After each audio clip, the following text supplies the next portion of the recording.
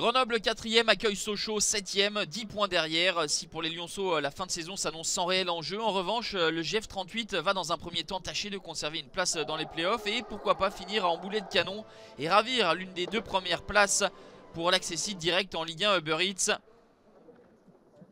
Il faudra tout d'abord rattraper les points perdus lors du dernier nul à Dunkerque et s'imposer face à cette équipe sochalienne qui joue libérée et se procure une première occasion avec la sortie d'Esteban Salès et la très grosse opportunité ici pour Adama Nian. La remise de Westbeek et Nian qui croise trop sa frappe du pied gauche. Grenoble qui réagit et va obtenir un penalty sifflé par monsieur Varela. La faute de Papaye sur Semedo.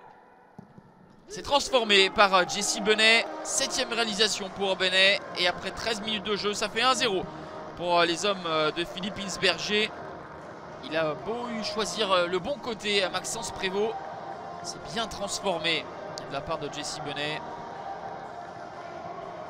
Sochaux finalement se procure des occasions en profitant des erreurs, des cadeaux de la défense grenobloise. Ici c'est encore Nian qui se procure une très grosse occasion, mais la réussite fuit l'ancien Troyen qui avait parfaitement enroulé son ballon. Esteban Salès semblait battu. Sochaux qui a remporté un seul de ses 4 derniers matchs. Il reste sur 2 nuls à Nancy et contre Pau. C'est un petit peu à l'image de cette rencontre où il ne joue pas si mal que cela, mais la réussite n'est pas au rendez-vous. Yorick Ravet qui tente sa chance dans un angle fermé. Prévost est vigilant. Et un coup de pied arrêté ici. Le capitaine Westbeek. Sochaux n'abdique pas. Tente, mais cette frappe lointaine ne surprend pas Esteban Salès. Match aller, les 2 équipes s'étaient séparées sur le score de 1 but partout. Ils aimeraient bien avoir la même issue les Sochaliens, mais ils vont concéder un nouveau penalty à la main d'Endour. Il se jette en taclant le défenseur sochalien, mais laisse traîner son bras.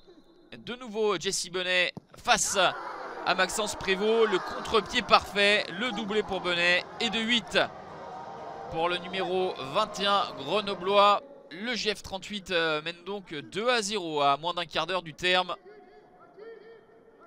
Sans avoir démérité, Sochaux s'incline grâce à 2 pénaltys. Grenoble se défait des Lyonceaux et conforte sa 4e place, mais aussi se rapproche des équipes de tête avec 2 points de moins que Clermont, le 2e.